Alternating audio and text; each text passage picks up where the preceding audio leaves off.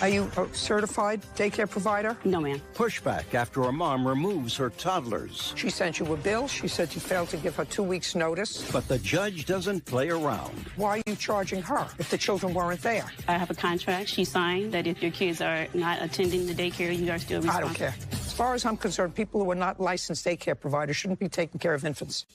Period. Judge Judy.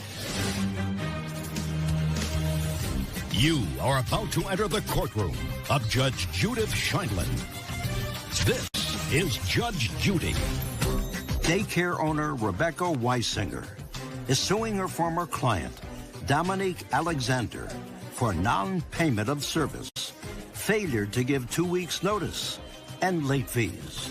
Order. All rise.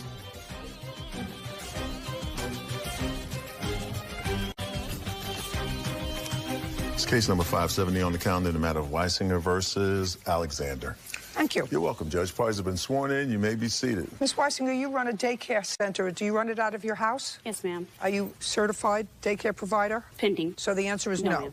How many children do you watch? Now, 2. When you were taking care of Miss Alexander's children, how many children were you watching? 3, sometimes 4. What training do you have to be a daycare provider? I took my CPR, all the safe and healthy classes that I need to take. Okay, CPR. What else? I took the safe and healthy, I took the nutrition classes, and I took the test for the child care daycare license. When did you take the test?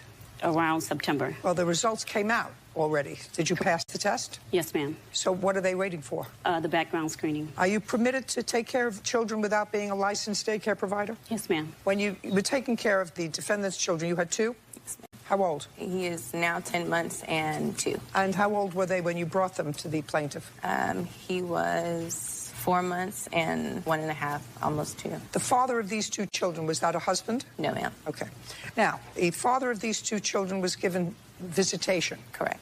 And he was given visitation after the children were enrolled in the plaintiff's Yes, ma'am. daycare service. And since you work, you made arrangements with the father of your children to pick up the children at the daycare center. Correct. And the plaintiff didn't like that. No. Because it was problematic for her. Police had to be called at least on one occasion. Yes. So either she told you to leave or you left on your own.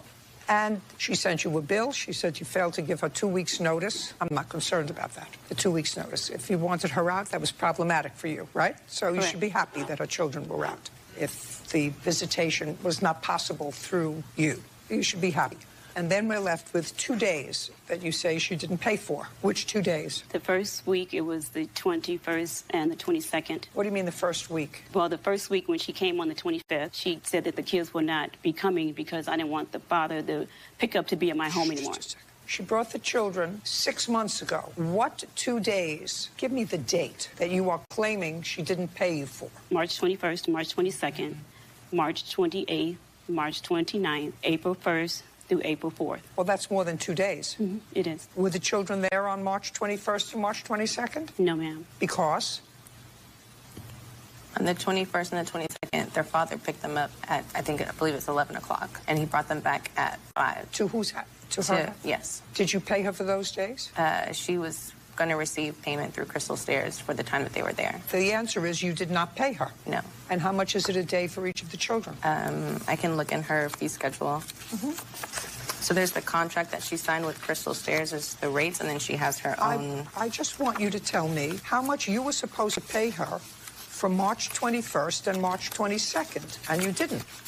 How much was she supposed to pay on March 21st and March 20th? She, not the service. For both children, it was $75. Her portion for those 2 days? Correct. Crystal Stairs does not cover if the children are not at the daycare. So you mean Crystal Services, which is... The county. The county doesn't pay if the children weren't there. Correct. So why are you charging her if the children weren't there? Because she wrote, I have a contract that she signed that if your kids are not attending the daycare, you are still responsible. I don't care. The children weren't there. Were the children there on the 28th and the 29th? They were there from 6:30 to 11. On the 28th and the 29th? Yes, ma'am. And on the 21st and 22nd? No, ma'am. But just on the 28th and the 29th? Well, who's going to pay her from 6:30 to 11? Crystal Stairs will pay her for that time. You're going to pay her. Is she going to reimburse? You're going to pay her. Okay. So far, I'm not hearing that you're paying anything. I did pay her. Well, but you didn't pay her for the 28th and the 29th of March. Because they weren't there those days. They were there Well, the they 21st were there, and not during the day, but she says they were there from 6:30 to 11. I believe that she has the dates backwards because they were there on the 21st and the 22nd, but they were not there the 28th and the 29th. Fine. They were there the 21st and the 22nd from 6:30 to 11. When I spoke with Crystal Stairs, they said that they paid her out for the hours that they were there during that time. Did you get paid from 6:30 to 11? I did. They didn't pay me from 11 to 5. Okay, good. They're not paying you from 11 to 5. You didn't do anything. Okay, what are the rest of the days? Week of April the 1st through the 4th, that was supposed to have been her last week, and she didn't bring the kids at all. Then you didn't work. No, I didn't, but I have a contract that states if you're... Listen, Ms. Weisinger, I actually feel mostly sympathetic. It sounds to me like you're trying to do all the right things. But you are not a licensed daycare provider. As far as I'm concerned, people who are not licensed daycare providers shouldn't be taking care of infants, period. That would be in my best America. As long as you got paid for what you did, I am satisfied. You were having difficulty with her because of this ongoing problem that she has with a court order of visitation. And you're quite right. If you're taking care of other children, you don't want a potentially toxic situation when you're taking care of other children. I want to make certain that you get paid for work that you did in watching her children. So from what I'm hearing, you got paid for the time that you were actually taking care of her children. Is that correct? Correct. Goodbye. We're done. Thank you. Parties are excused. You may step out. It doesn't matter whether I have a license or not. I had a contract. She was paid previously by me until Crystal Stairs picked up the balance. She signed it. She agreed to it. I do feel like she should have been paid. And it's a contract. So. Definitely choosing a licensed facility from now on. Not do any more favors. Don't do business with the neighbors. Home. She's a hero. And now the next case. All parties in the matter of Peoples versus Nahas. Step forward. Frida Peoples is suing her former friend and business partner, Jenny Nahas, for money owed for food sales and supplies and for loss of revenue. Miss Peoples, who is this? This is Rochelle. She's a third partner in the Three Sisters catering. This is briefly what I gather from this case. You and the defendant and your witness decided to go into a cooking catering business to at least give it a shot. You each have a distinctive style of cooking.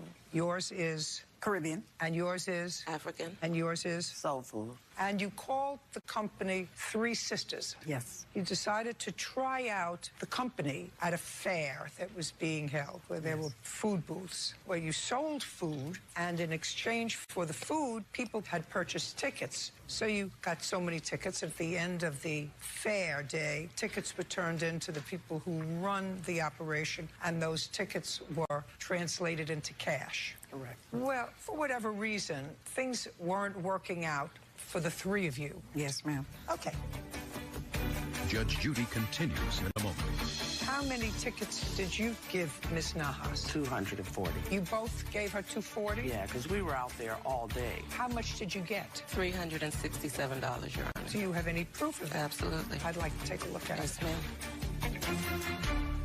Judge Judy.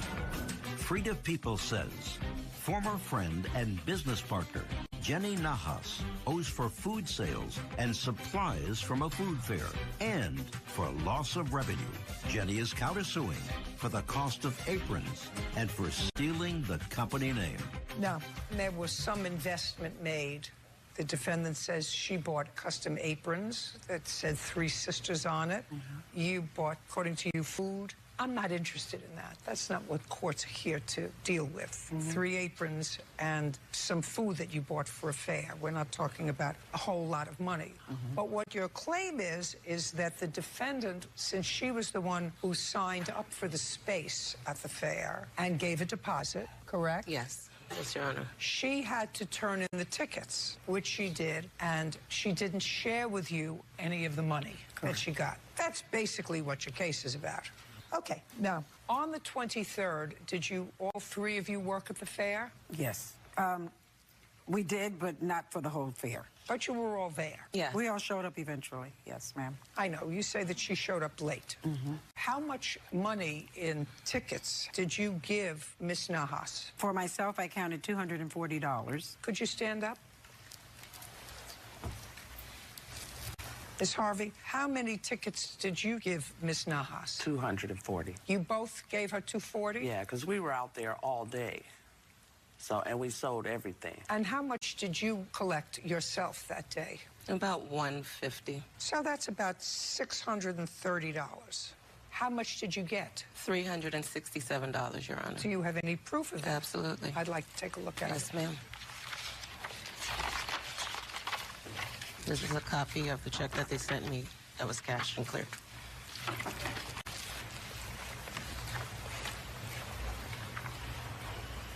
Would you show this to the plaintiffs, please? And Ms. Harvey, how much money did Ms. Nahas give to you? $120. And Ms. Peoples, how much did Ms. Nahas give to you? $0. Correct. Why? Judge Judy continues in a moment. Closed captioning sponsored by Real Cases, Real People. Judge Judy.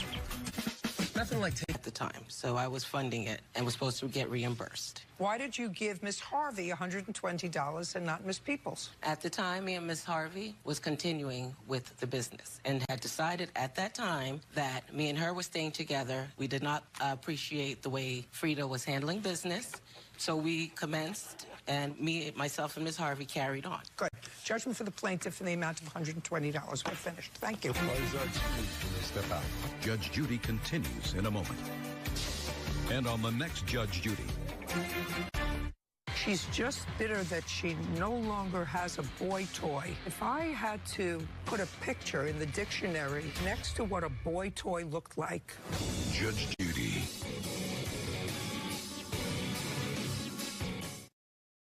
You know, I had more experience in the business, and Be very careful.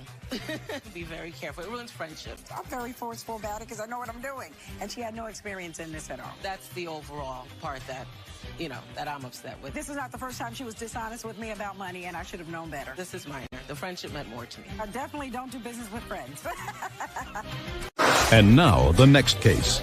All parties in the matter of Covert versus Mittman step forward. Richard Covert is suing Ann Mittman for money owed for a restaurant she purchased from him. Mr. Covert, I don't think that there's an issue about a couple of things. You had a restaurant business.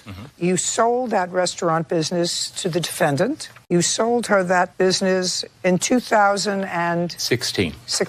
December. And you had an agreement with her for a payout. How much was the agreed upon purchase price for the restaurant? A total of $81,600. When had you purchased the restaurant? I purchased it in December of 2010. And how long did you run it? For 6 years, exactly. How much had you paid for it? $235,000. Who did you purchase it from? I purchased it from Sandy and Rita.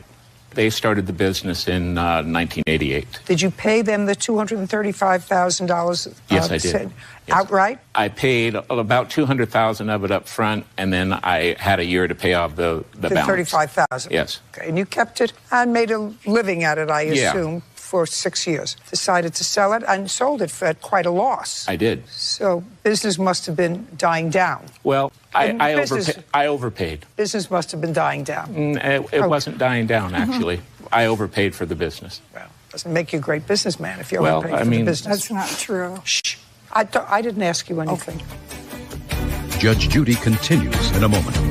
You went out of business because you were bad at the restaurant business. Stop making excuses as to why you violated the contract. May I speak? You could speak, but I read your answer, and your answer is stupid.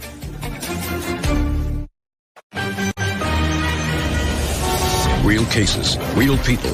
Judge Judy.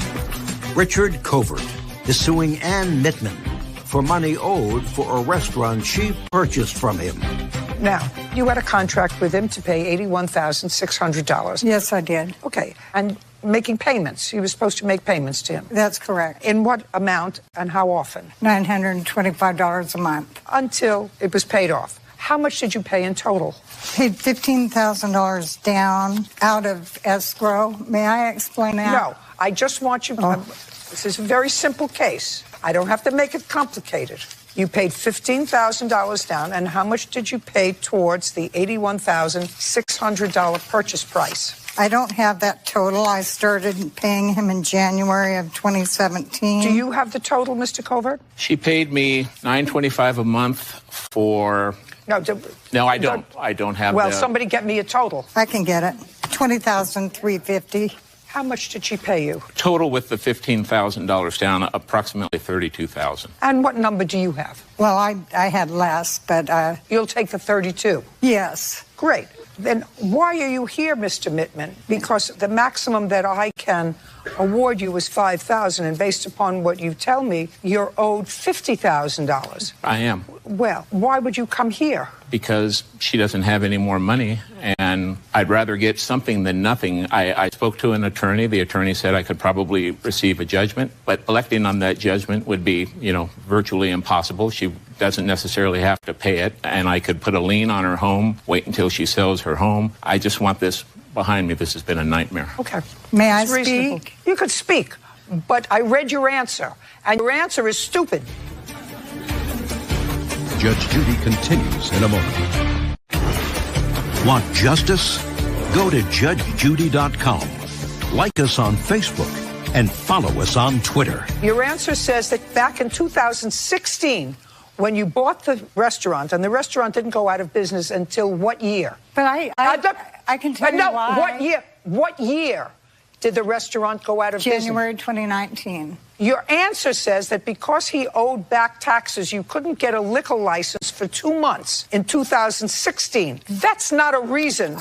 There are other reasons. Just a second. That's not a reason. The reason is, and not make excuses, the reason is your restaurant didn't make it. Like 90% of restaurants that open and close, maybe you didn't have a great chef, maybe you weren't a good restaurateur, but you had the business for 3 years. I had it for almost 2 years. It went out of business. It didn't go out of business because of him. It went out of business because of the business or because of you.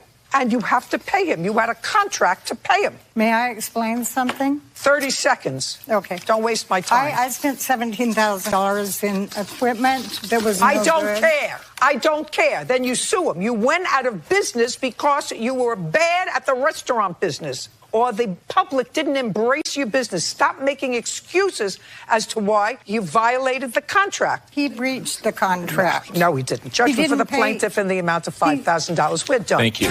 Parties are excused. You may step out. Judge Judy continues in a moment. And on the next Judge Judy. He didn't pay his bills off in 180 days like he was supposed to. No, that's an absolute lie. I also got levied from the state for employees that he hadn't paid. There was absolutely no reason to shut that business down. If we'd gone through escrow like he knew we should, She shut it down for a period of 2 or 3 months. none of this would have happened. I would have never bought the restaurant. And that was the beginning of the end of that restaurant. Oh, it's closed. Gave them a no-interest loan, trying to help them. It was their dream to own a restaurant, and these are the things you get.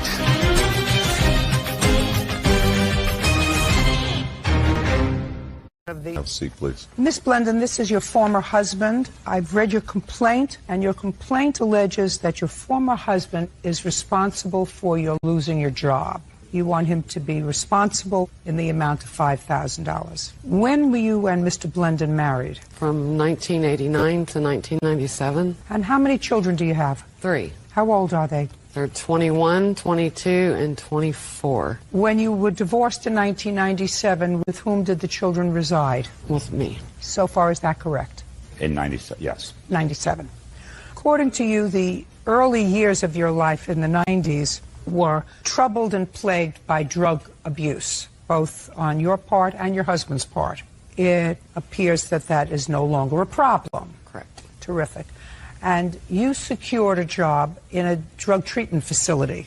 When did you secure that job? In April of 2012. And what's your job there? At first I was a behavioral health technician, and then I was a transcriptionist, and then I was promoted to health information management. What kind of training did you have for any of the jobs at the treatment facility? 79 credit hours within the facility. Being a previous addict, they hired me based on that, basically. Now, your former husband was also treated at some point in that facility. Yes, ma'am. Correct? From when to when? Early March 2011 until July or August of 2011. And was that as an inpatient or an outpatient? A real intense outpatient program. How many days a week did you go? 3 days a week for the first 14 weeks, and then 1 day a week for, I believe it was 24 weeks after that. Okay, this is what the case is about.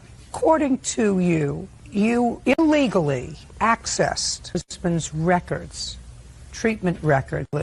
You did so, I don't know why, you'll tell me, but you knew that that was not only against the law, but against the rules. Yes. And at the time that you did it without his permission. Yes. And that was, according to you, in February of 2013. Correct. And he had not been a patient there for a while because you were finished before that. Correct. You ultimately, according to you, told your husband that you had done that. No. You never did? No, I did not. How did you find out that she had accessed your records, sir? She told me. Well, that's what I thought I read here.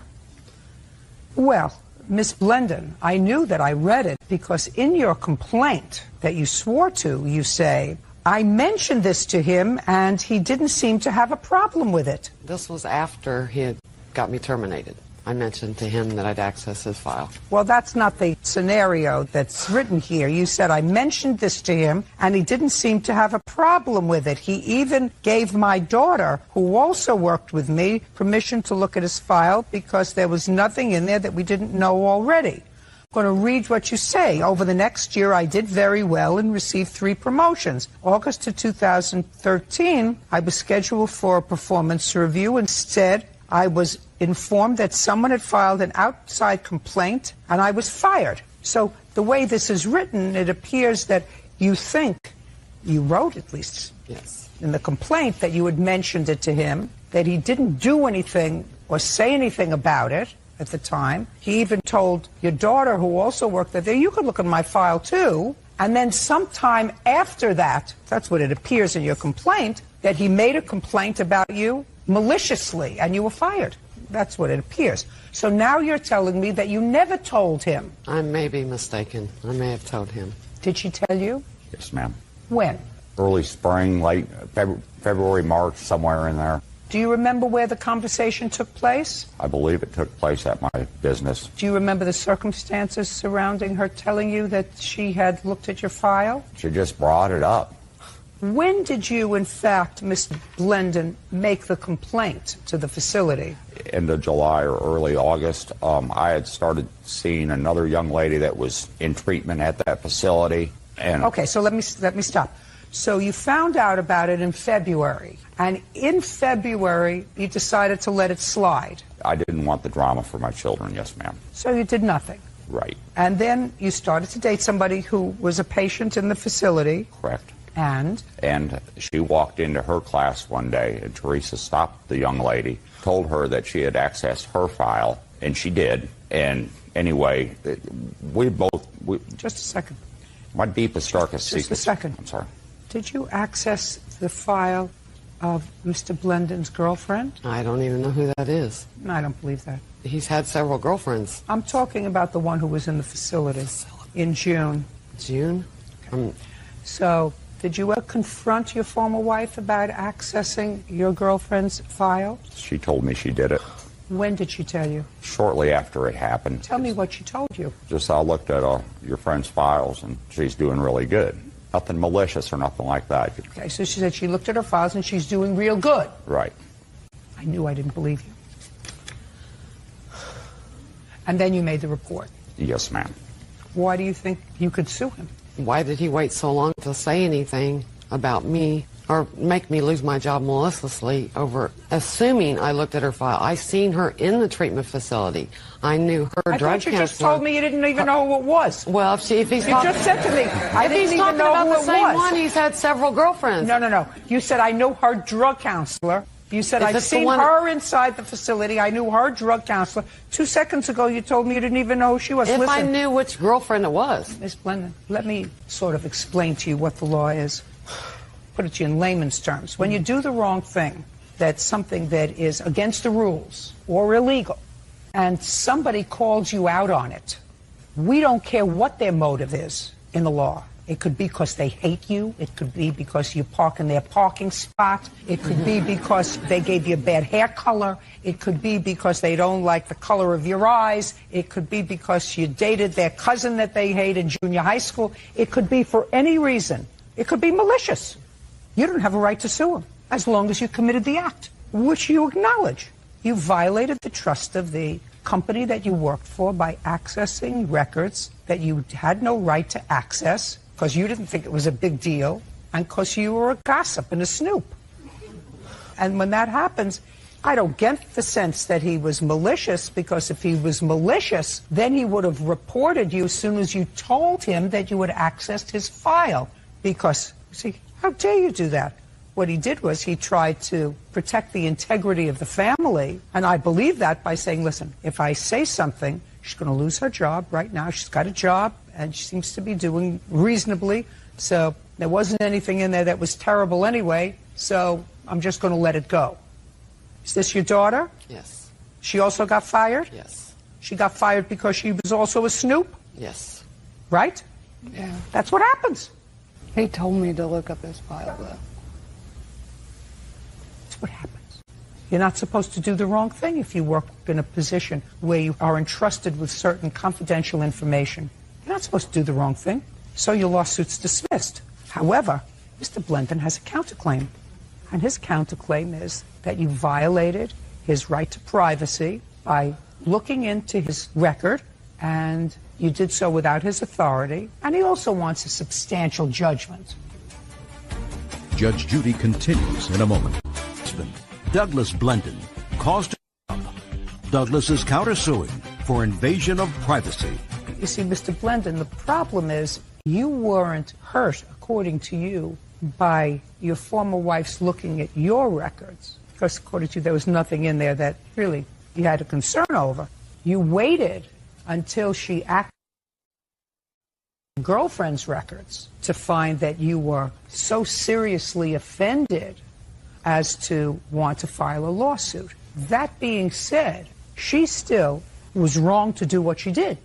I don't think that what you are requesting in your lawsuit is what I'm going to give you, but I'm going to make a statement that she had no right to do what she did. Judgment for the defendant on the counterclaim in the amount of $1,500. Thank you. Parties are excused. You may step out. At the time, accessing his record, yes, because I was concerned. I've been dealing with her prying into my life for years and years. To make sure that he was staying sober for my children's well-being. She's just worried about herself. I lost my job. And tries to blame somebody for everything else bad that happens in her life. He's the only one that I access that I told about. I hope she gets help. I hope that he can quit hating me and we can just go on with our lives. Good luck with that one. And now, the next case. All parties in the matter of Mauna versus Dennis, step forward.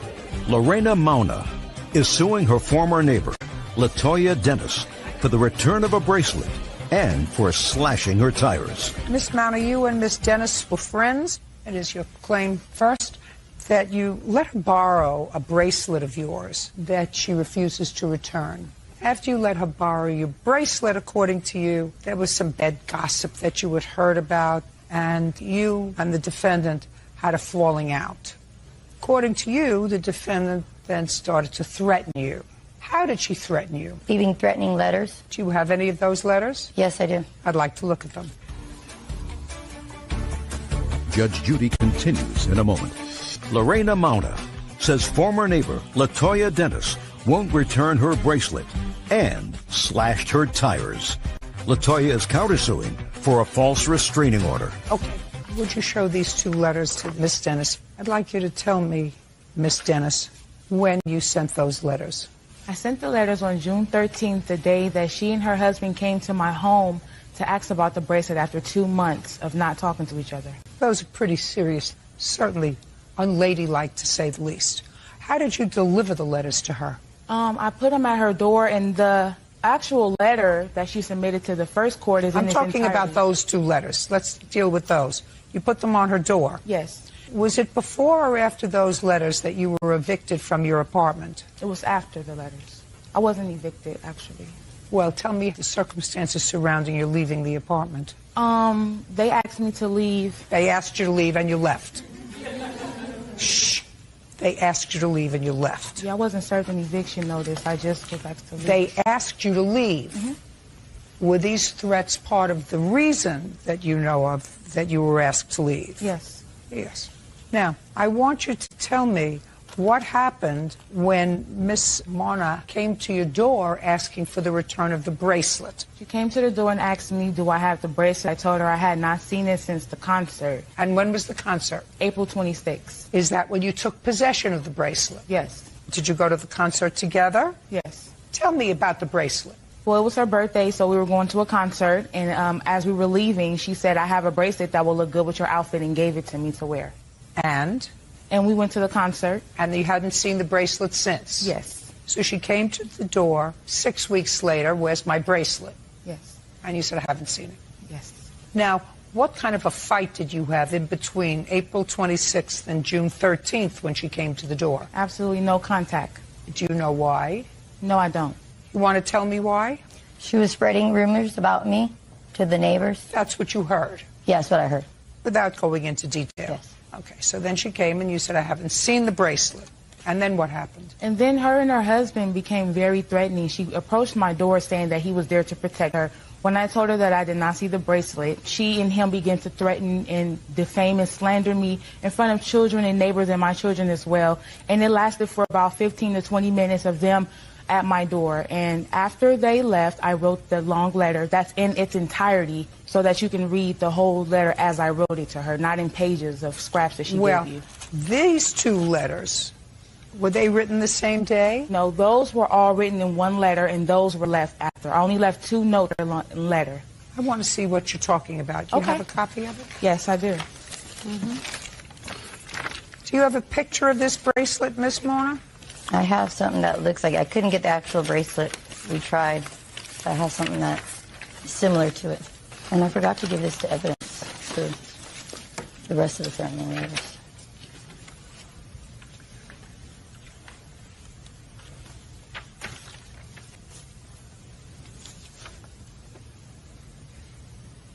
Does this look like the bracelet she gave you? No. It's the shape of it, but it's not. Doesn't look like the bracelet. It's the shape of it? Yeah. Look, if she was your friend and let you borrow the bracelet, and she came and she said, where's the bracelet? I want it back. And you said, well, I haven't seen it since the concert. I'm sorry I lost it. I'll replace it for you. Is that what you said to her? I was at the door. Just a second. I said, did you say to her, I'm sorry, I must have lost it. I'll replace it for you? At the time, I said I will look for it and see if I have it and then try to find it and give it to you. Is that what she said to you? Yeah, she said that she would, if she found it, she would bring it to me. And if you didn't find it? We didn't get to that part. She became irate. She began to yell and scream at the door. We didn't even get to that. All right. Well, the price that she lists here for the bracelet is $69 for a bracelet that's similar. The next part of her lawsuit has to do with slashed tires. Tell me about when your tires were slashed. Well, the night before, on Sunday morning. Sunday, what date? Sorry, June 30th. I woke up to go to church that morning. There was 2 letters, super glued. One was to the door, on the wall, and then another one was on the floor. And then Monday morning came around. I was hiding my car because I already had a feeling she was going to do something to my car. And then on Monday morning, around 6 a.m., I seen her walking around my car, circling the car, and then bending over and slashing it. What you just told me was a lie, because you never saw her slash your tires. I seen her by the car. I never seen actually like slash, but I did see her by the car. I never seen a knife like I told the first thing that you told the police officer is that you came down to your car in the morning, 7 o'clock, and you saw the tires slashed. I told the officer I seen her, Officer Huffman. Just a second. Okay. That's what you said. And you said you saw that at 7 o'clock in the morning. And you said earlier that morning at 6 o'clock, so an hour before is what you're telling me, an hour before you saw somebody that you had been having a big to-do with around your car, and it took you an hour to go downstairs to look and see what was happening? No, I was trying to call the police, but they kept saying that they're very busy, they cannot come out. I kept trying to call. They said it's going to take a couple hours to come out, and then I had to go to work that day. I had just started my new job, and I was hiding in the car. I knew she was going to do something to my car. It's a lie. It's a bold-faced lie. You're not telling the same story here today as you told to the police, and it doesn't make sense to me that if you see somebody around your car and they leave, it takes you an hour to go downstairs and take a look at your car. That doesn't, Miss Dennis, mean that I don't know whether you slashed the tires on her car. I did not. Do you understand? Yes, I understand. I'm not sure whether you did or whether you didn't. This is a question of proof. Now, both the police officer as well as I am unable to positively determine whether Miss Dennis did in fact cause damage to your car. But she does have to pay for your bracelet because that she borrowed and lost, and according to you, its value is $69. You have a cross-complaint, Miss Dennis. Your cross-complaint is that she filed an application for a restraining order against you, making false allegations. Yes. What are the false allegations? Well, based on... She did, in fact, file a restraining order against you. Based upon what I have read, she had every basis to file an application for a restraining order against you. No. Well, you tell me why you think she had none. I've seen the letters that you sent to her. And that's because in the police report, she filed that I was threatened to cut and was coming to our house yelling things. I left a letter on June 13th and left another letter on June 29th. But in that meantime, I have not seen her. I have not assaulted her. There have been no altercation or incidents. It don't have to be. But it's because of what she and her husband did. He was a weapon that she brought to my home, and they were attacking me that day. It's unfortunate that it wasn't recorded. No. Just a second. You said they were attacking you. Would you tell me how they verbally were? Attacking me, absolutely trying to fight me, you know, getting all raspy over the bracelet. And she was, you know, they were there for like 15, 20 minutes, verbally attacking me, defaming me and slandering me. That's where the letter came from, but that's what she's not telling you. So after that, Your Honor, I have not been after this woman. I have not cared enough to slash tires. I will do that to my ex-boyfriend, not to some girl. She's not that important to me. Your response was to send these letters to her. They are threatening, provocative letters. If she perceives these letters, as I would if I got them, as threatening in nature, she is entitled to file for a protective order to keep you away from her. And it was denied based on I haven't even been around her. All I did was send a note. Goodbye. Thank you. Please excuse, you may step out. I think the decision was very fair. I'm happy she got her bracelet. I'm glad that she figured it out, that she did, you know, borrow my bracelet and didn't give it back to me. I wrote her a letter in response to what she and her husband came to my home and did. She was talking about me to neighbors and a manager. It was total disrespect, and it was a threat to bring him to my home to argue with me over something girly after a bracelet. We could have solved that. I'm actually a little afraid of her if you see her size. I could have said, hey, I lost it, I'll replace it. But what she did at my home caused the letter. She was talking about my children and my son, who's actually a special ed child. She was really, you know, just talking really bad about him. No, absolutely not. I will never say anything bad about someone's child. I'm a mother myself. But yes, I said things about her. You may be seated. Folks, have a seat, please. Miss Thompson, how long have you known the defendant? Since I was 14 years old. And how old are you now? I'm 18. How long were you living with her? About 2 months before the incident occurred. How did you come to live with her? I was having some family issues, and Betsy reached out to me via Facebook, offering her home to me just to kind of get away from the drama and what was going on with my family. So I actually moved in as soon as she messaged me, and she's always been like a second mother to me anyway. So. In what month did you move in with her? January 2013. And what was your arrangement with her with regard to rent? There was no rental agreement. She just offered her home to me, and it was just basically just kind of clean up after yourself, provide for yourself, go to school, and you can stay till you're fixed. So she was being very nice to you? Yes, she was. And when you moved into her home, who else was living there? Brianna at the time was living there, Betsy and myself. So the three of you were living there? Yes, ma'am. And what about the parrot? Was the parrot there? The parrot was not there. When you moved in? No, ma'am, it was not there. Okay. Case is about a parrot that belongs to the defendant who attacked and bit you. You want to be compensated for your medical bills and pain and suffering. When did you move out of the defendant's house? The very minute I got home from the hospital, I began packing. All my stuff was out by 1 p.m. On what date? 4/16/2013. And where did you move to? I moved into my grandparents' house. Now, on what date, Ms. Mako, did you get the parrot? It had to have been in 2006. Well, where was the parrot when Ms. Thompson moved in? It was at the house. She says it wasn't there. It was not at the house.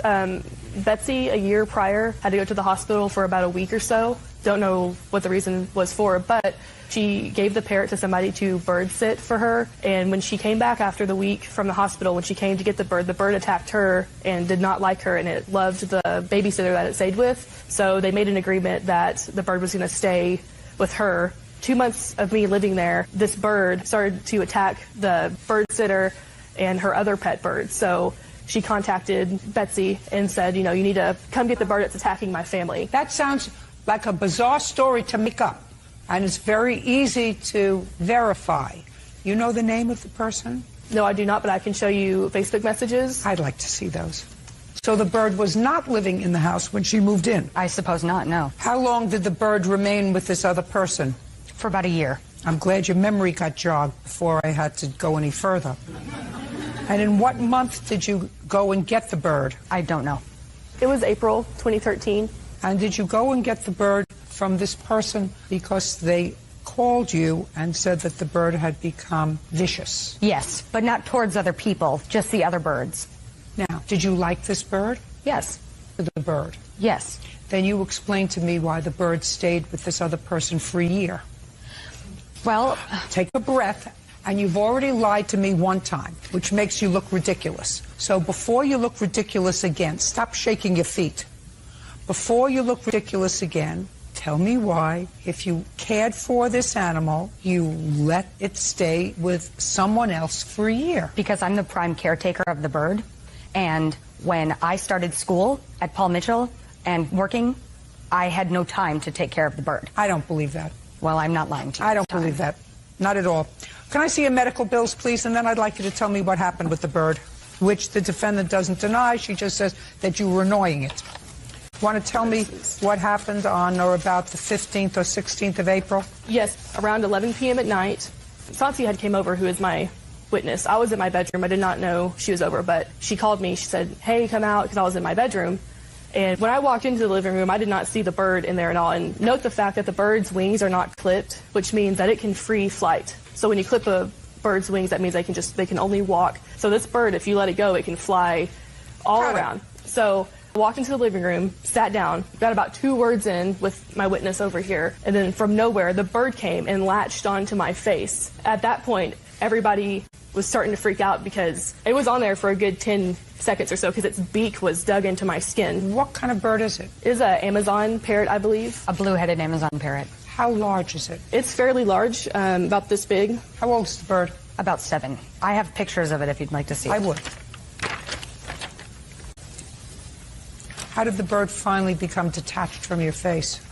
I pulled it off my face. It was latched onto my face, and I literally had to pull it off. At that minute, I just kind of threw it down to the ground. I was freaking out, and so was everybody else, Betsy and Sansi, who was there. So I began to put my hands over my face to protect it if it flew back at me. At that point, it started to bite on my hands and latched onto my hands. So I started flailing and trying to get the bird off of me because, it's digging into my skin. And at that point, I realized the bird's going to keep flying back at me as many times as I throw it away. So I took off in a run with my hands on, and it was still following me. I finally got the bird off, and I turned to Betsy and I said, I'm going to the hospital now, because I looked down at my hands and I saw blood, and then I also could feel blood dripping from my face. Did they take any photographs in the hospital? No, they were not allowed to, but I did have. Not allowed. Don't tell me they weren't allowed to.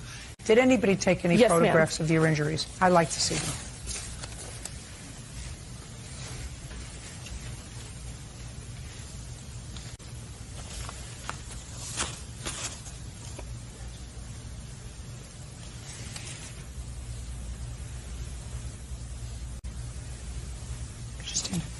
Tell me your name. Sansi Anderson. You just heard the plaintiff testify. If I were to ask you the same questions that I asked her, would you describe a similar situation that she did on that night, or would your recollection be any different? It would be just about the same. I was sitting next to her whenever it happened. I was like, oh, because it scared me. Because I didn't see the bird come. It just kind of came out of nowhere, and I didn't know what was going on. Where was the defendant when this happened? That was her. She was sitting on the other side of me on the other side. So it was just the 3 of you in the room? Yes, ma'am. Okay. You want to describe to me now your version of what happened on that date? Yes. Before? No. The day before. That date. Concentrate on what I'm asking you. All right. Well, the day before has something to do with it. Concentrate on my question. Okay. On the evening of the 15th, approximately 11 to 11:30 in the evening, were you and Miss Ann in the living room? No, I was not there. Did there come a time when you came into the living room? No, I was not at home at the time that the attack happened. But she was provoking the bird before. I saw her messing with the bird before she... So is what you want me to believe now, the same way you wanted me to believe that the bird was in the home when she moved in 5 minutes ago? I had just been confused about the time. What you want me to believe now is that these two people, when they say that you were at home when this happened, are not telling the truth. I was not home. Where were you? I was out. Out where? Working. Working where? E-Ventures Party Rental Company, where I work. And that's your full-time job? Part-time. I go to school full-time. Part-time job. And the name of your supervisor? Mike. Mike what? I can't tell you. Telephone number? I don't have one. Go get it. My cell phone isn't with me. Now, you were out at work at approximately 11:30 in the evening. I want to know when you came home that evening, because when you came home there was some indication that there had been a problem either that evening or the next morning. So what time did you get home? Probably about an hour later. I don't work very late at night. It's going to get worse for you. An hour later, you mean 12:30? Yes. Was anybody else at home at 12:30? Yes. Who? My mother. Anybody else at home at 12:30? Yes. Who? Chauncey. Anderson. Yes. Miss Anderson, you were at home at 12:30? I don't completely remember, but I probably did stay Well, the when night. did she go to the emergency room? I wasn't That with her. night. I had stayed there. You were staying there? Yeah, the night. Who took you to the emergency room? Myself. And actually, on a note, Brianna was not there. It was Betsy, her mother, who was there. That was the three of us. Me, Sansi, and Betsy, And the her mother was there? Yes. Not Brianna. She was not there. So you were there? Yes. Stand up, please. Very directly, 11:30 on April 15th, 2013. I want you to describe to me what happened when the bird attacked the plaintiff. Judge Judy continues in a moment. Anna Thompson says, former friend Brianna Jusola Mako owes for medical bills and pain and suffering after Brianna's parrot viciously attacked her. I want you to tell me what happened when the bird attacked the plaintiff. Well, Anna was teasing. I want you to, no, listen to me.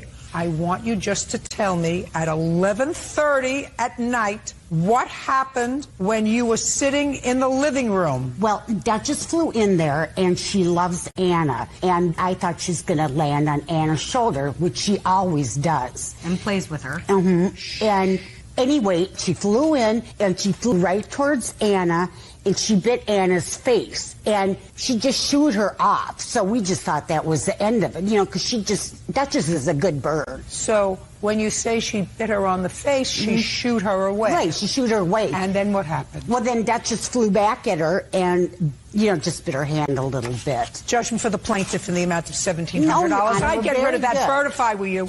Goodbye. No, we're going to keep. She's a sweet bird. Parties are excused. You may step out. I don't want to be mean to the bird. You know, it's not mine. It's not my house. So I was always very nice to it. Because Anna provoked that bird. Never was seen as provoking whatsoever. Throwing things at her, playing with her. The bird is dangerous in that it's just attacks out of nowhere. It's not a dangerous. That is a house bird. There was nothing I could do to control that. I think it's ridiculous. But yeah, it was very nice. So I was very surprised when that happened that night because it was just out of nowhere. I'm just glad it's over. We're no longer friends. I mean, we no longer speak. If they're not going to own up to what happened, then I'm not going to be friends with somebody like that. And now the next case. All parties in the matter of Wolfarth versus Texera Janney step forward. Jeanette Wolfarth is suing her former friends, Joanna Teixeira and Tiffany Janney, for the unpaid balance on a Kia Sportage. Which one of you bought the car from Miss Wolfarth? That would be was you. me, Your Honor, yes. And you bought the car. And That's what correct. date did you buy the car? It was some March. I don't remember. That you bought It was a Sportage? How much did you pay for it? $6,000 For the car? $500. Not more. No. And she gave you possession of the car. That's correct. But she kept the title. That is correct. And you let Miss Janney drive the car. Not exactly. What do you mean, not exactly? Well, one day we were hanging out at her apartment. Oh, yeah, don't give me a whole story. It's lunchtime. Okay. Did you let her drive the car? I let her drive the car, but Jeanette sort of insisted on it. She insisted that I let her drive the car. She said that it was in her name and that she had the right to let her drive the car. Oh, so what you're saying is Miss Walforth gave Miss Janney permission to drive the car. That is correct. I would like you to tell me how that came about. So we were hanging out at her apartment, Whose at Jeanette's house? apartment, at Jeanette's apartment in Riverside. And I'm sorry, that's not true. No, just a second. Just a second. Go ahead. So we were all hanging out at Jeanette's apartment in Riverside. And we were, drinking, having a good time. And the conversation came up, actually, that Tiffany was going to L.A. She was going to see a Laker game with her boyfriend. She was really excited about it. But she said that she didn't have a car to drive, and she was disappointed about that because she would have to take the bus, and it was going to be really late that they were getting back. And so Jeanette just offers, out of the blue, she's like, well, why don't you take the Sportage? And as a her car. This was sometime in March. About the same time that you had purchased the car? After that, obviously, but yes. So she said, why don't you take the Sportage? That's correct. And I was kind of uncomfortable about this, and I said, well, wait a second. I thought it was kind of my car. I mean, I know you have the title, but I thought it was mine to lend out to people. And she said, well, the title is still in my name, and, it's really only going to be a day. Like, let's just let her have the car, and it'll be fine. And then next month, I know you were worried about the payment. You can pay me a little later if you let her drive the car. Were you there during this conversation? No, I was not. Who else was there during the conversation? It was the three of us. So she says she wasn't there. She had been drinking, Your Honor. I don't know if she doesn't remember it very well, but I was sober enough to remember that these ladies were both there when we had the conversation. Well, you took the car that day or the next day? The story isn't that day or the next day is my question. Neither day, Your Honor. When did you take the car? I took the car around March. That accident happened March 28th. How did you come into possession of the car on March 28th? I was hanging out with Joanna, and she let me just go to the store real quick. There was drinking involved, but I wasn't drinking at that point. And so I went to the store, and then when I was at a single-lane red light, the car behind me thought that he could sneak through and make a right-hand turn, and he ended up hitting the car and kind of scraping the side of it, the back as well, where he made the turn. Miss Walforth, the car is in your name. Yes. Why didn't you have insurance for it? I had insurance on it. It's off after I had sold it to Joanna because she said that she was going to get insurance in her name. Well, how can she get insurance in her name if she doesn't own it? I gave her the pink slip and I told her to put it in her name. I let her have it because we were show me such that. good friends. Show me that you signed it over to her. Oh, the pink slip? I don't have it. I gave it to her. No, you didn't. You mean owing $6,000 you gave it? Don't believe you for a second. I don't believe that you signed over the pink slip to her. Did you owe any money on the car? No, I had paid it off. Mm-hmm. Just for my own information, would you look up a 2001 Kia Sportage and tell me how much a 2001 Kia Sportage is? It was in really good condition, and I'd put a lot of work into it. I got $28.25. But when I looked online at car places selling the same car, they were selling it for $58,000. The suggested retail is $52.75. That's the suggested retail. And suggested retail, of course, is going to be higher from Well, that's if she was going to pay me all out, though. She was giving me in payments. Ms. Walforth, do you think that we're stupid here? Do you think that they keep us around here because we're stupid? We're very smart people. I don't believe your story, period. I don't believe you sold her the car. Somebody may have wrecked the car, because I don't believe this woman who made up this whole elaborate story, Miss Teixeira. What do you do for a living, by the way? I'm a teller at a bank. Bank teller. Agreed to pay $6,500 for a $3,000 car. That would make her very stupid, and that would make you one lousy friend. So you want to know something? I don't believe your whole story. Goodbye, girls. What is that excuse? Yo. The defendant took advantage of me because she agreed to pay me the amount, and then she never paid me. The contract was that I would have a car to drive, and I was no longer given that privilege. She told me that it was okay. She had just gotten money in from her tax return. She gave my car to somebody else who wrecked it. She's been avoiding me for almost a year now. And that was not part of our original agreement when I signed the contract. Joanna should have to pay me for the car. I do feel that she took advantage of a friend, yes. We're not friends anymore. Not even a little bit. Judge parties have been sworn in. You may be seated. Folks, have a seat. Miss Reese, you were a patron in the defendant's bar over a year ago in March of 2012. The defendant, who owns the bar, also has a dog. Yes. That she allows to move around the bar freely and unleashed. And the dog has done that for how many years? 8. Has the dog ever bitten anyone? Yes. When? He has bitten a couple people, but it's from trying to pick him up. I asked you when? In a year, in 2 years? In the last 2 years, probably. How many times has the dog bitten someone who's tried to pick him up? A couple of times. And when you say a couple is 2. More than 2? Maybe. They've No, all been warned. Maybe is not an answer. I really don't know how many. Well, I want you to think about the answer to that question. I would know how many times my dog bit someone if the dog was allowed to run free in my commercial establishment. Okay, with her, I would say 3 times. Other than the plaintiff in this case, have you ever been sued by the other 2 people? No. They're all aware of the fact. No, don't tell me what they're aware of, Miss Mayor. Don't tell me what they're aware of. I asked you a simple question. Have you ever been sued? The answer is no. No. What kind of a dog is it? Shih Tzu. I have a picture if you want to see it. I love Shih Tzus. Have had them for 20 years. Yeah. Great little dogs. I had one that didn't like to be picked up either. Mm-hmm. The rest of them are pretty reasonable. Now, how much does he weigh? Probably 14 pounds, I think. A big Shih Tzu. He's big. All right. Now, Miss Reese, this happened in March of 2012. At what time of the day? It was in the afternoon. I'm not sure the exact time. Well, try to think. Was it 1 o'clock? Was it 5 o'clock? I'm thinking probably 2. And what time had you arrived at the bar? Right around 2 o'clock. Did you order something? We were about to order. I hadn't ordered yet before the incident, no. Who were you there with? I was with a friend. Who? Man that I was dating at the time. Had you ever been to the bar before? I had been there one time years prior on a Saturday night with my sister, yes. So now I'd like you to tell me what happened. Well, on March 12th, Linda's bar. We're there already. We're Okay. at 2 o'clock. You were just about to order. Okay. You don't have to go over it again. Okay. I have an intact memory. Okay. Most of the time. So I noticed the dog right away, and he came over to me, and I asked her if he was friendly, and, could I pet him? And she said, yeah, definitely. So I was petting the dog, and he was really friendly. She's like, oh, he's here all the time, and just no big deal. He's a friendly dog. So she told you, just a second, she told you that you could pet the dog. Yes. Fine. And you Play were with petting it, whatever. No, you Okay. said pet. Okay. So you were petting the dog. I was petting the dog. And had no trouble. No trouble. He was licking my hand. He was jumping up like he wanted me to hold him. No, don't tell me what's in the dog's mind. Okay.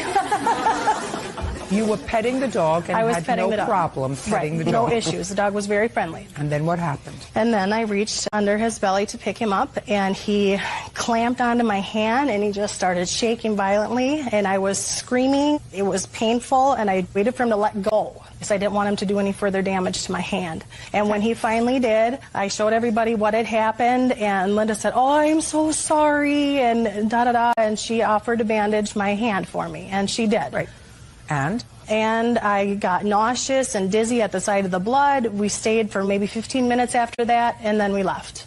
And then I went home and didn't really think a whole lot of it, but the next day I woke up and my finger was swollen to twice its size, and it was infected, bright red. I couldn't would move like it. to see the photograph, please.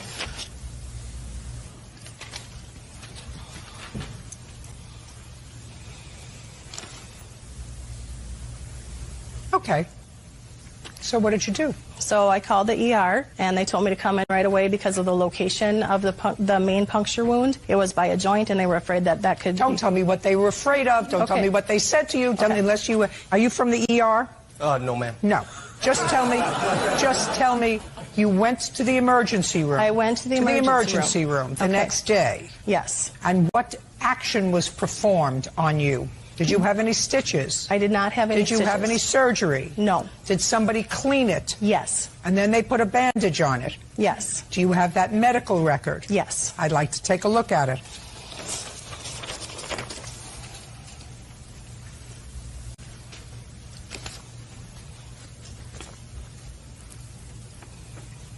Okay. And what happened after they cleaned the wound and dressed it? Then did you go to the hairdresser? No, I did not. Well, you asked if you could go to the hairdresser Yes, before I did. you went to the ER. I did ask that. And they said they suggested you come over before you went to the beauty parlor. Right. So after they fixed your hand, you decided not to go to the beauty parlor that My day. appointment time was already over at that point. All right. What else? After that, I've been afraid of dogs. I've been a dog owner my whole life. All right. Well, if you're a dog owner your whole life, you know, I wouldn't go over and pick up somebody's dog. I might pet it if it came over and go like this. But I wouldn't necessarily go and pick up a dog. So I don't want to hear about all your trauma about being afraid of dogs. You shouldn't be afraid of dogs. You should just be afraid of picking up dogs. He's a lap dog, Your Honor. He's not your lap dog. It's not She your said lap he was dog. friendly. She should not have had him in the establishment Miss if he Reese, had bit I people don't 3 disagree. times I before. didn't tell you he was friendly. Yes. I don't disagree with you. This is not a $5,000 problem. Did you go to a lawyer? Yes, I did. So I assume ultimately the lawyer told you, I'm not taking this case. No, the lawyer would have taken it. Well, then why didn't you stay with the lawyer? Because I was dealing with a divorce and custody issues at the time, and it was too much. You have a lot of excuses. You went to a lawyer. Did the lawyer that you went to suggest you go for therapy? Yes, she did. Okay. Did you go for therapy? Yes, I did. And after the lawyer suggested that you go for therapy and you went for therapy, at what point no case? She never told me I had no case. Well, then I want to know what you're doing here.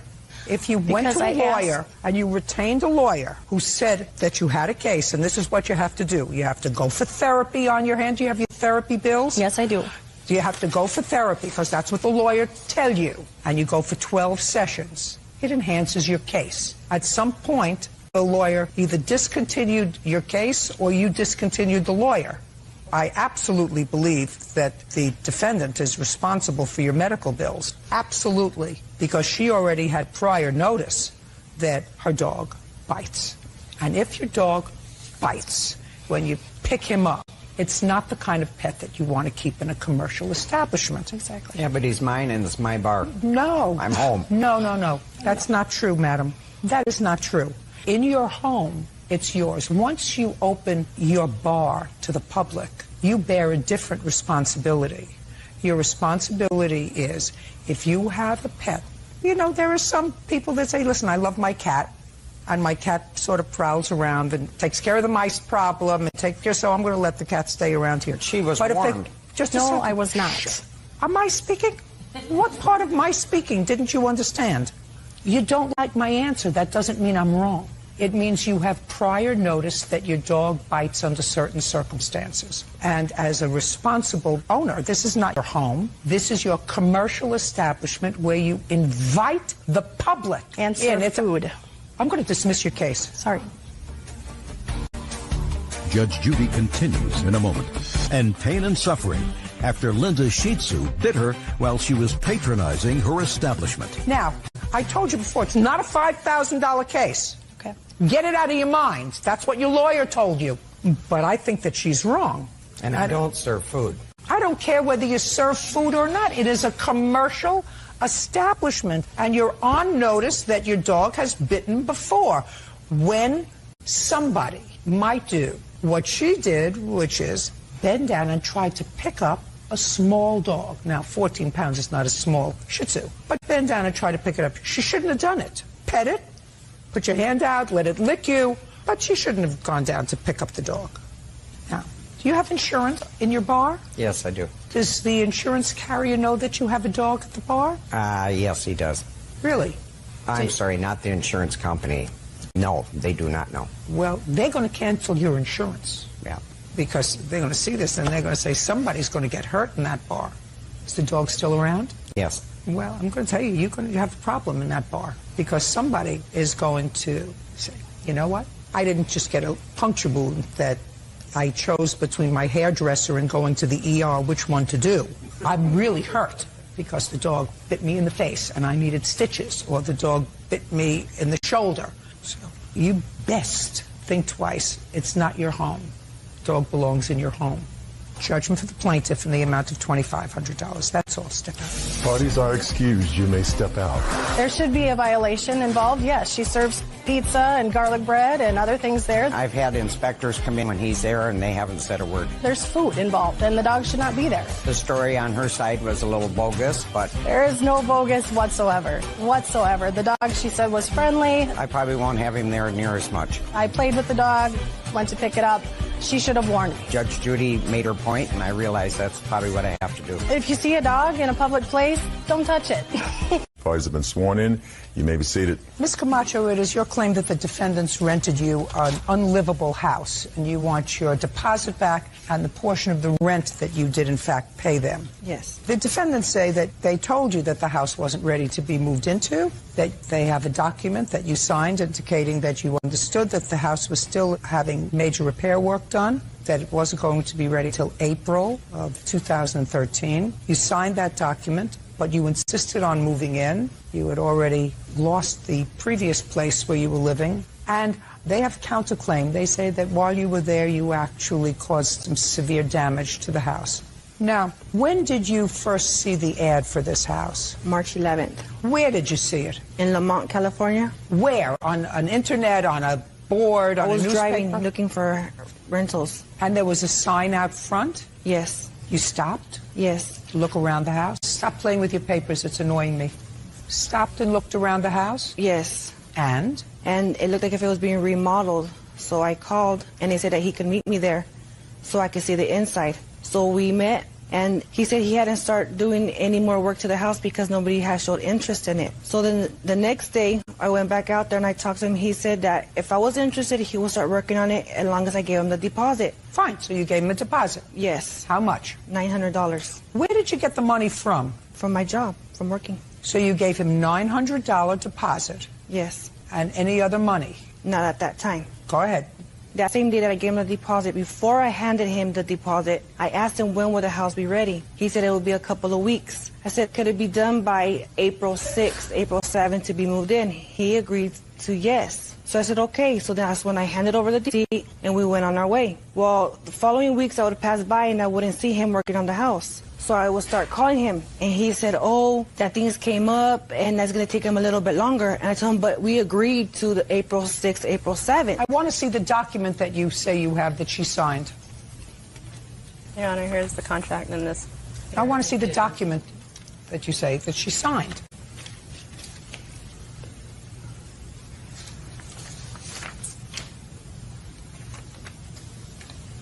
Okay. I want you to look at this and tell me if you signed it.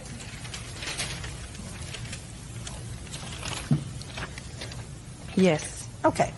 So you moved in with the understanding that certain things would not be done when you moved in, but would be done within a 6-week time frame, with the exception of the water line, which was supposed to be done by the 8th of April. Yeah.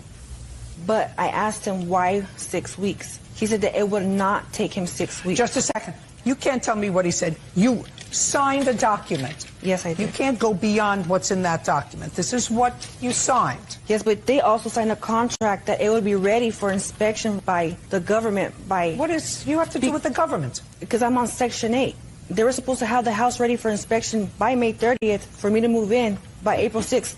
Would you like to see the contract? Yes, I would. As a matter of fact. Yes. You say that you saved up this $900 that you gave them from your work, and now you're telling me about Section 8 housing. You want to explain that to me? They pay a portion of my rent, and I pay the remaining. Well, how much were you supposed to pay for this house? $629 or $615. This says requested beginning date of the lease, April 6th. Date the unit would be available for inspection is March 30th, 2013, and it was signed by the two of you. Yes. You filled this out. Yes. And you signed it. Yes. And it wasn't ready for inspection. Correct. Why wasn't it ready for inspection? You signed this. Correct. Ensuring that it would be ready for inspection by a date certain. And I let her know that it was not going to be met. And she said to me that she couldn't wait for Section 8 to come, that she would take care of herself because she had a job. And she also had an automotive business, and her husband made cash under the table. That they didn't need the Section 8, that they just wanted to get in there as fast as possible. That's not true. Just a second. My husband doesn't work under the table. He works for a company. He gets paid in checks. What company does he work for? He works for Sunview Farms. And you? I work for Cap K Wick. I'm a clerk there. When did she have this conversation with you? March 9th. I didn't know him on March 9th. I didn't see the house until March 11th. And I went back and gave him... May I speak, Your Honor? No, you may not, because he got confused. because the property didn't have to be ready for inspection until March 30th. Correct. So on March 9th, the government wouldn't have known that it wouldn't be ready for inspection by March 30th because you still had 3 weeks in order to complete some of the work there. Just pay careful attention to me, sir. Who was working to complete the interior of the house? Me and my son. You have a full-time job? Yes, I have rental properties and a What? We have multiple rental properties that I take care of. The place wasn't ready when it was promised. She gets her money back for the rent. No, Now, that's not correct. She That is not damaged my correct. property. I'm not refunding her nothing. Oh, yeah, you are. Now, the only thing that I have to ask you is you have a counterclaim. And your counterclaim is that there was substantial damage to the property. And she wants her rent and deposit back in the amount of $1,300 because at some point you gave him an additional $400. Yes, when I signed the rental This agreement. piece of paper. How long did you stay there, by the way? How many days? I never stayed there. I moved my stuff in for about 7 days. I did not stay there because it was unlivable to stay there. Where did you go to? I had to go to my mother's house. What about your husband? He went with me and our dog. And where are you living now? We finally found another house and we're renting it now. How much are you paying in rent? I pay $850 there. So you're paying more there than you were going to pay. Actually, I'm paying less. Since they said that I had to do it on my own, they were charging me $900 of rent. Just a minute. What do you mean they said you had to do it on your own? Because Section 8 hadn't stepped in, so they said I was responsible for $900 of rent, $900 of deposit.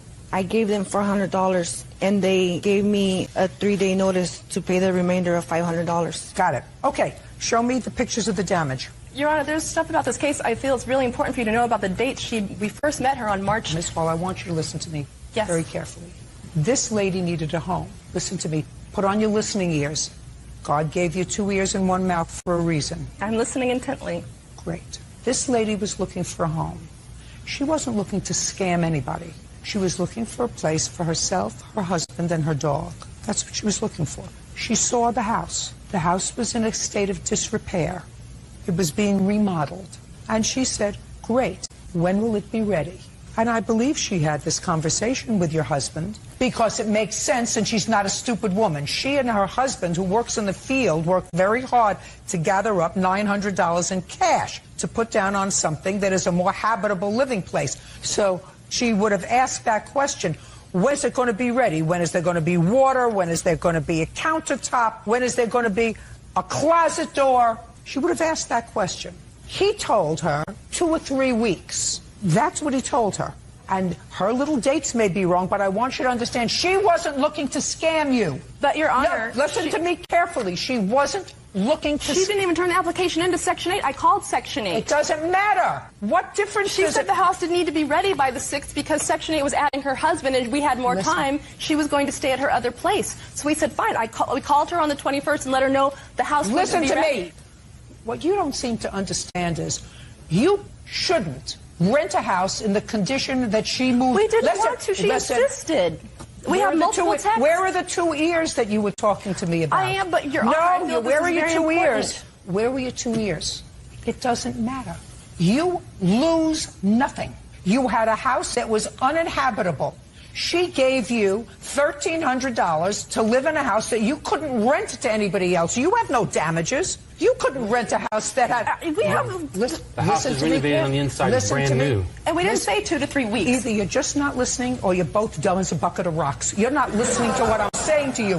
What I'm saying to you is, if you're saying to me, I rented a house to her and it was perfectly habitable for anyone to live in, and therefore I lost money because I rented it to her, so you can't give her money back because it really is taking money away from us that we would have had from another tenant.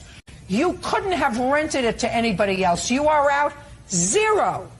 Do you understand? Listen. Now I'm going to get back to you say she destroyed your house. Show me. Judge Judy continues in a moment. Noemi Camacho says former landlords Pamela Hall and Clinton Golden owe for the return of rent and her deposit. The defendants are countersuing for damages to their property. Now, I want to see pictures of the damage she did to the house.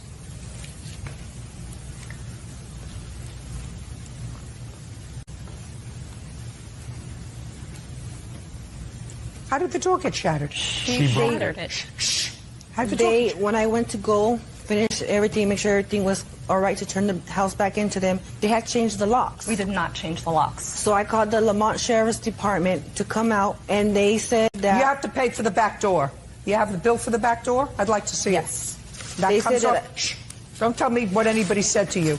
No police officer said to you you can sledgehammer the back of a door. I didn't sledgehammer it. I don't care what you did. You broke it. There's no other way I could have... That's your problem. Yes, there is. You go to small claims court, just like you did. You know how to come to small claims court. That's what you do. Oh, that's a lot of money. Yeah. That means you're going to owe them. It cost $1,575 to fix that door, the damage that you did. They only owed you $1,300. How was it $1,500 if it was $275. You owe them for the back door. You have no right to go in and shatter their property. The police officer said that I can make entry any which way I possibly I don't believe. could. Hey, I don't believe that. And There if is you no did, other then way you to listen. get in. Then you listened to the wrong police officer. You have to pay for the door, which means I was going to give you your $1,300 back. But based upon what I saw of the back door and this bill, which says it costs exactly what a new door would cost, you actually owe them money, $275. Judgment on the counterclaim. Got it? Thank you, Your Honor. $275. That's all. Thank you.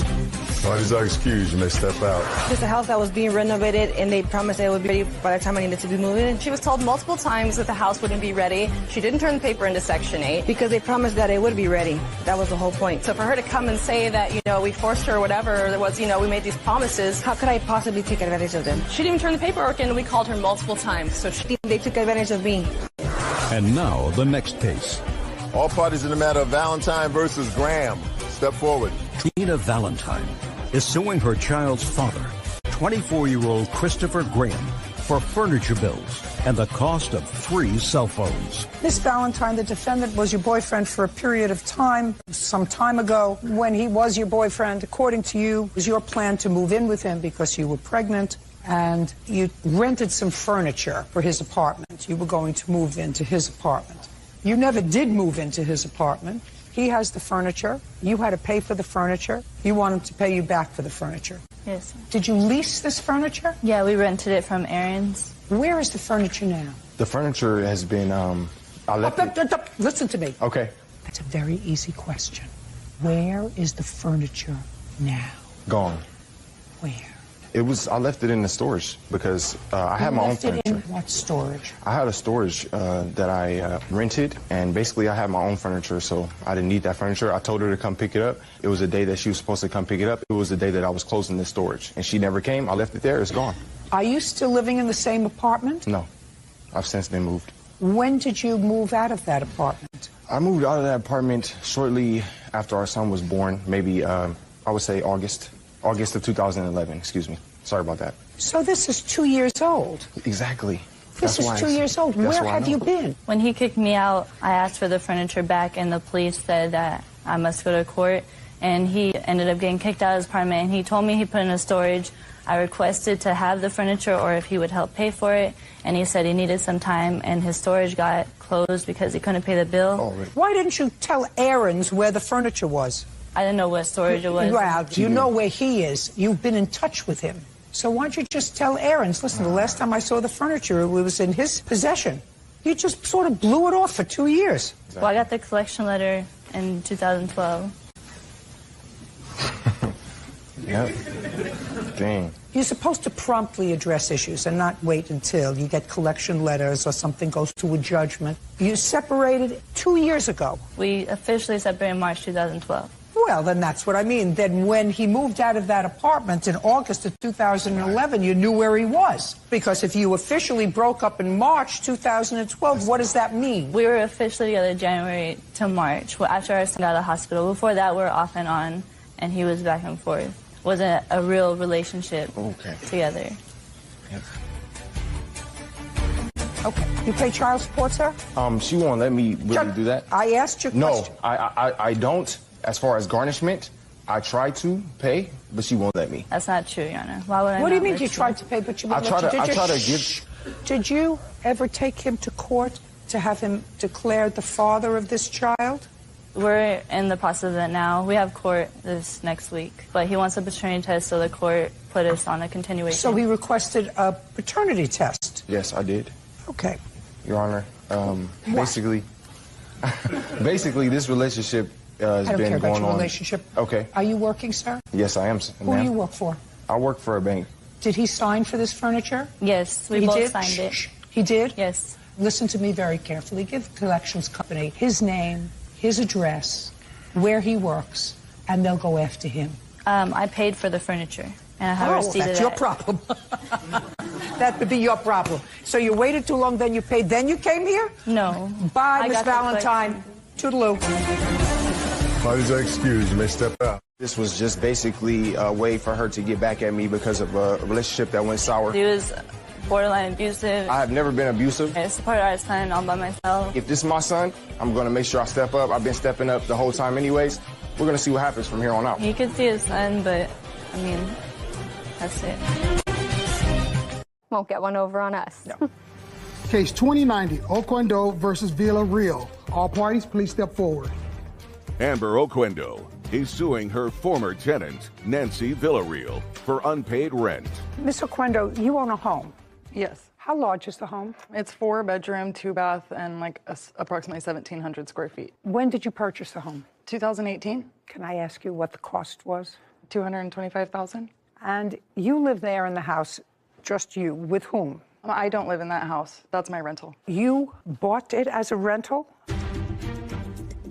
Somebody was playing their music loud. Mm-hmm. It was a problem for you. Yes. You asked them to be quiet. Yes, you Your told her it was a problem. Yes. And then there was some sort of a kerfuffle. I don't know what happened. You want to tell me?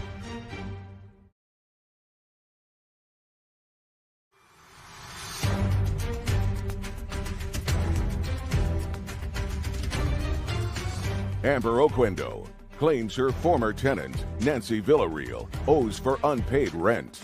Nancy is countersuing for her security deposit. Now, you bought it as a rental? You bought it as a business? Originally, I purchased it and I lived in one room. My kids shared a room and I rented 2 rooms until I was able to establish basically a history of being a landlord. And I then purchased another home and I live in my own residence, and that one is fully a rental as of now. And also a resident of that home are your parents? Yes, they are in the master. And you have another tenant there? Yes, there are a few other tenants. Tell me who. So I have one tenant who has asked not to be identified by name, but he is in one room that I have marked as room number 2. And then I have another tenant who's in room number 3. And then Nancy was in room 4, and there's now a new tenant in that room. Okay, this is what it's about. The defendant was a tenant of yours. It didn't work out. And it was a short tenancy. I think it lasted no more than a month. Yeah, right. Is that right? June of this year? Yes, Your Honor. It didn't work out. She left. It is your claim that she left owing you a month's rent. And I assume from your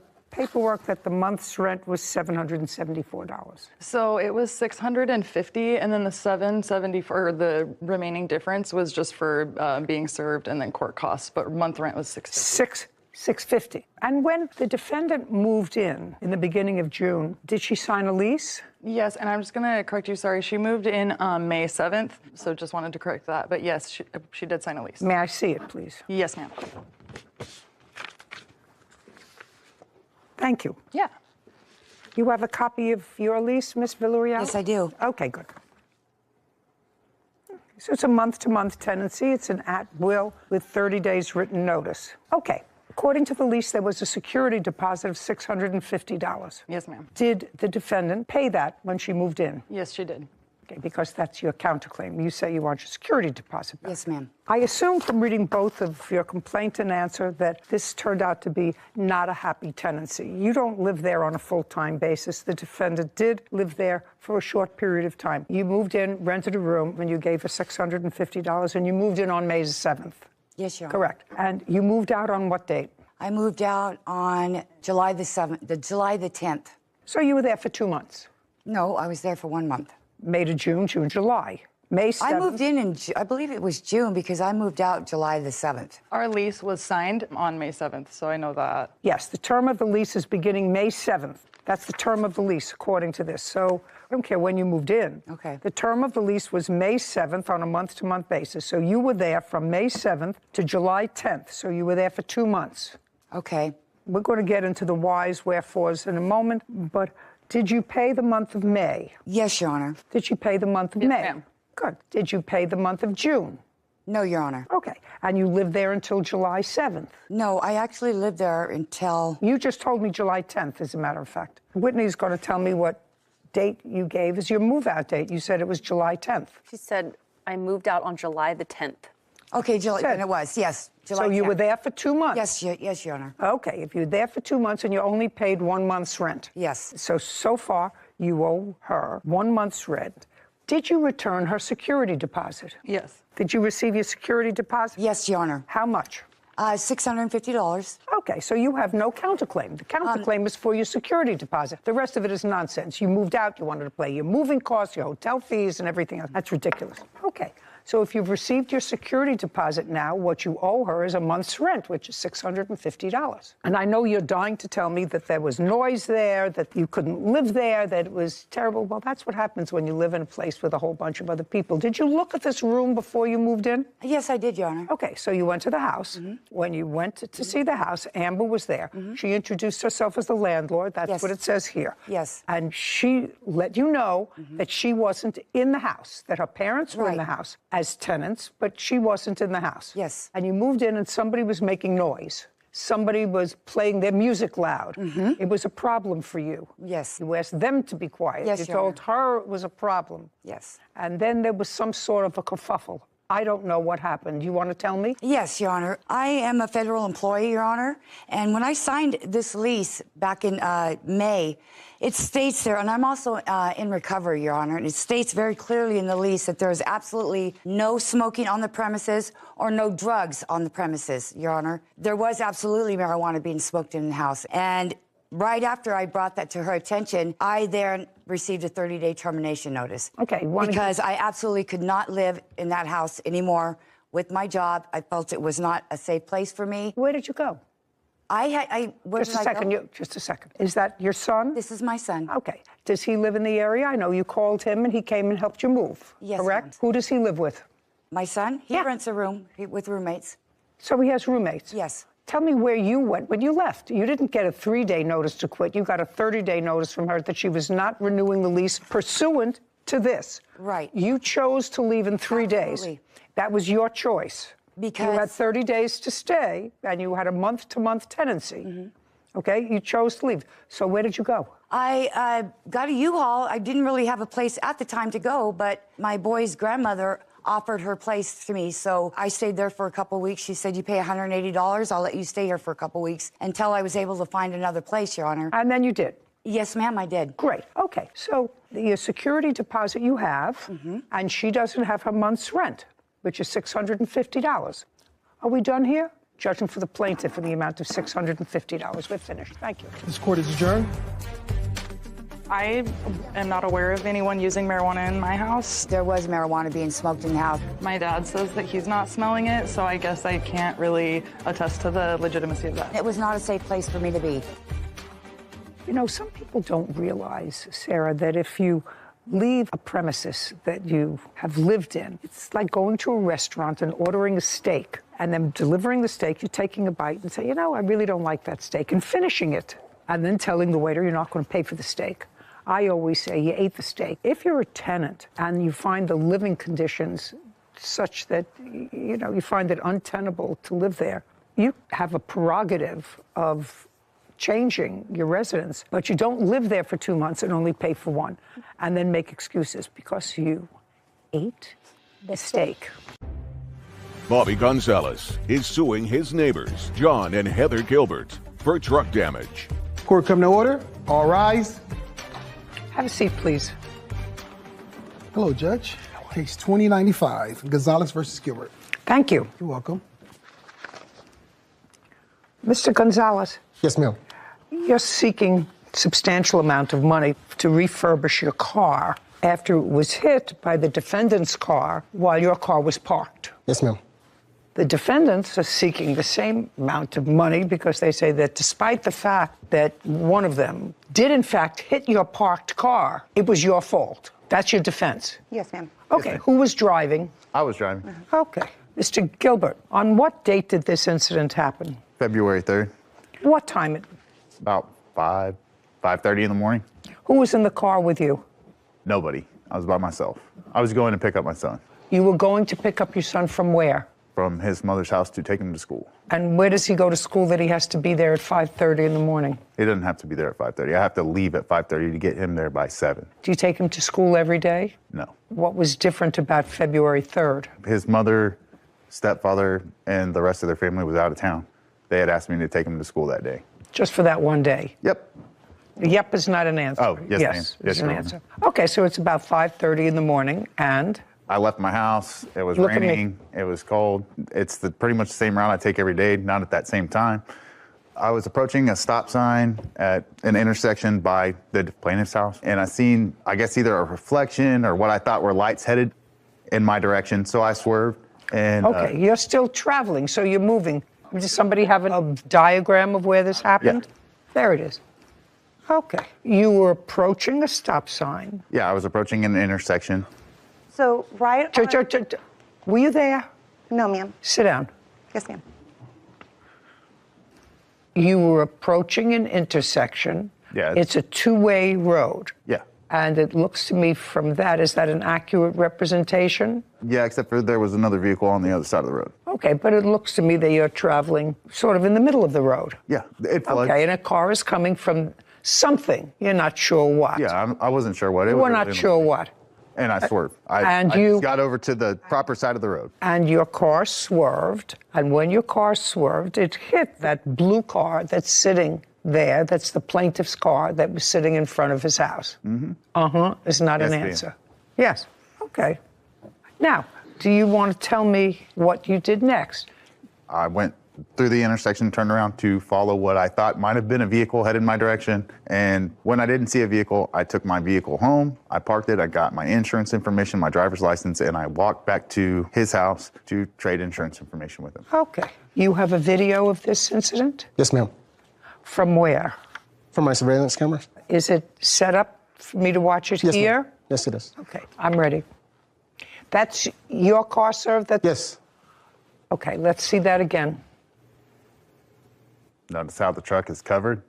Okay, so you hit the plaintiff's car hard enough to push it up on the curb. Speed limit is 30 miles an hour. I've just asked you a question. Yes, ma'am. It looks as if you hit it hard enough to push it up on the curb. Yes, I did. But you told me a moment ago, Mr. Gilbert, and you just piped in that the speed limit there is 30 miles an hour. You said you were slowing down for a stop sign. I said I was approaching a stop sign. Well, when you're approaching a stop sign, you don't approach a stop sign at 30 miles an hour, especially if it's in a neighborhood that you've been in. But according to you, you drive that neighborhood regularly.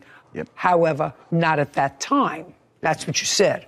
Yes, ma'am. So if you are approaching a stop sign, when I approach a stop sign, and if I know there's a stop sign there, I start applying my brakes a little bit before. Now, I do drive with some people who sort of like to play chicky with a stop sign, you know. Maybe the stop sign is going to move. Maybe it's going to become a welcome mat. So they wait until they get right up to it and put their brakes on. But that's not what you told me you did. No, ma'am. Okay. So now I'm going to say, if you were going very slowly, sir, approaching a stop sign, you wouldn't have hit his car with such force that you push him up on the curb. Okay. Your defense is to this action, as I said, that he was parked and he had this car that was covered, and it was parked facing the wrong direction, which is totally irrelevant as to was facing the wrong according to direction. Texas state It law. was on. It's covered over, so you don't know which direction it was facing in. Certainly, the light wasn't on it. If you're I've passed this. I didn't ask you for anything. You weren't there. Yes, ma'am. You weren't there. Yes, ma'am, but She lives in the neighborhood. She drives by it every day. Just a second. What do I need that for? I have a video. Okay. I have a video. Can you see the stop sign in the video? No. You have no idea how close I was. You just told me you were approaching a stop sign. Yeah, Would there you is read a that stop back to sign. me? There Would is a you? stop sign. Would you read that back to me? I was approaching a stop sign. Does he say I slowed down? I was approaching a stop sign. I don't remember. It's about. I didn't say. If you- I did not now say. you can leave. I did not say I was slowing down. Now you can leave. I did not say I was slowing down. I said I was approaching a stop sign. Okay, that's what I thought. But that's why we have Whitney. He says he was approaching a stop sign at an intersection by the plaintiff's house, and I can see either a reflection or what I see lights headed in my direction, so I swerve. Now I would like to see that video again one more time. I would like to see if I see something coming towards you. Actually, I don't see another vehicle coming towards you. Is that a truck parked there? It's a food truck behind it. It's like catty corner to his vehicle. There's a food trailer there that had all of the light, right. A food truck on the other side of the street. Yes, ma'am. A food truck that you could see, but that's parked. Well, I assume since there was no actual lights coming, I assume maybe that's what light reflected off of. You don't assume anything. All you know is you saw something that made you swerve. Yes, ma'am. Whether it was there or not there. So am I getting the fact that your total defense is based on the fact that his car shouldn't have been parked there? Yes, ma'am. Or covered. Yeah, well, but that's a finable offense, Mr. Gilbert. That's a finable offense. If it doesn't cause an accident. No, I don't think it caused the accident. You caused the accident.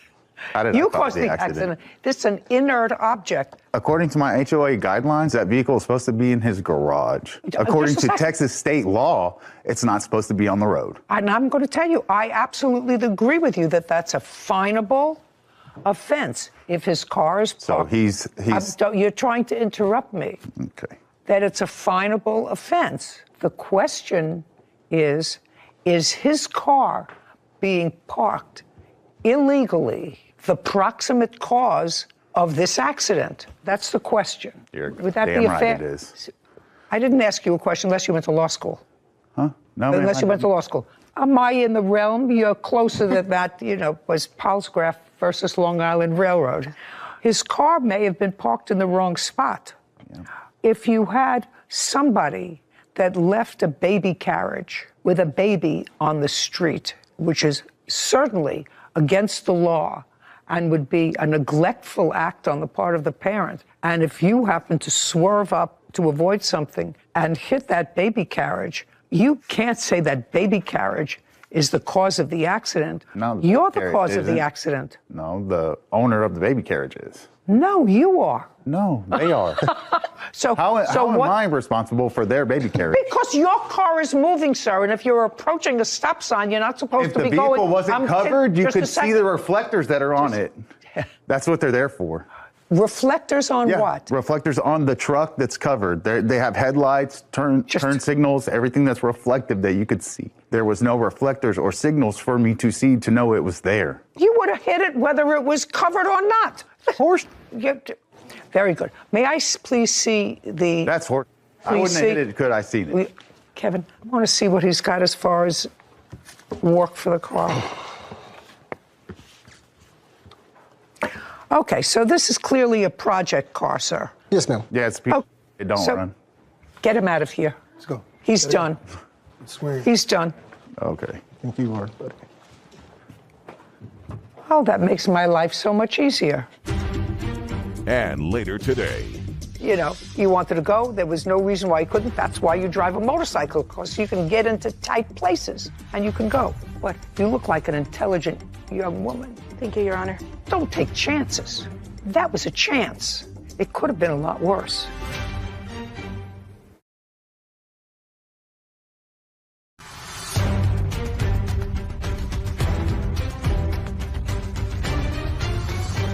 Bobby Gonzalez claims his neighbor, John Gilbert, hit his classic pickup truck. John is countersuing for car damage and harassment.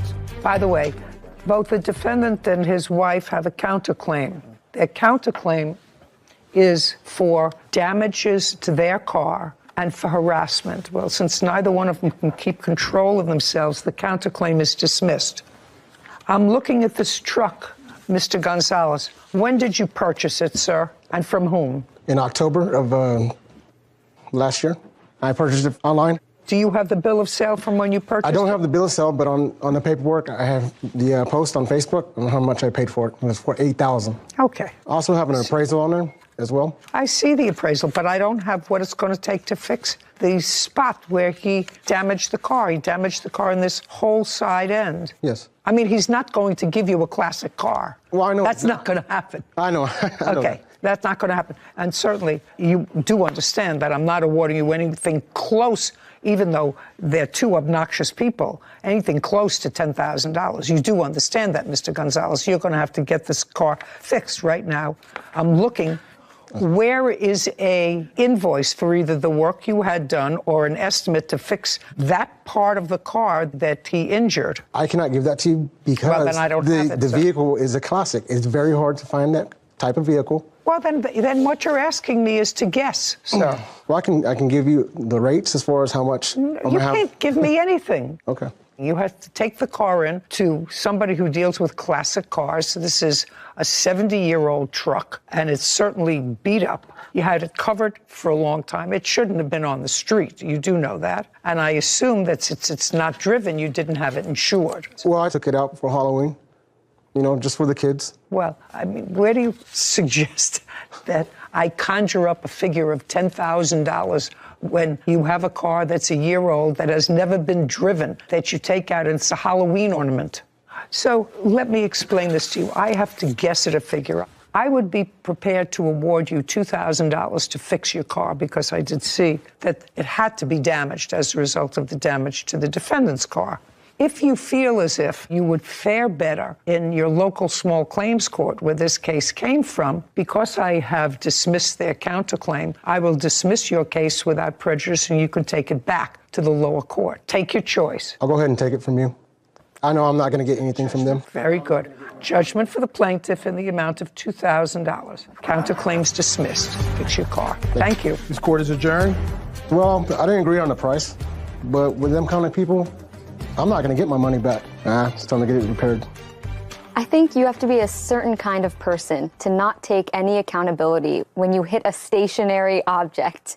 I'll admit, I think that it was probably a 90%, 10% split, 10% plaintiff's fault for parking on the street. I looked up the section code in Texas and did find that if you leave a car longer than 5 days on the street, you're in violation of a code. But like you tried to explain to the very hot-headed defendant, that's a finable offense. That doesn't mean you can ram into it with your vehicle and not be at fault. I just don't know how you take zero accountability after hitting a stationary object. I don't know either, but that's, I think, a problem with a country that's grown up in the last 50 years, that it's never your fault. Yep. It's always somebody else. It's the state's fault. It's the city's fault. It's somebody else's fault. And it's sad because I know that there was lots of acrimony between the two of them without it. But they were hotheads. This is the first time you ever saw me send somebody out? A long time. Yeah, long time since I've seen it. Yeah. But when they're clearly not getting the message and they're being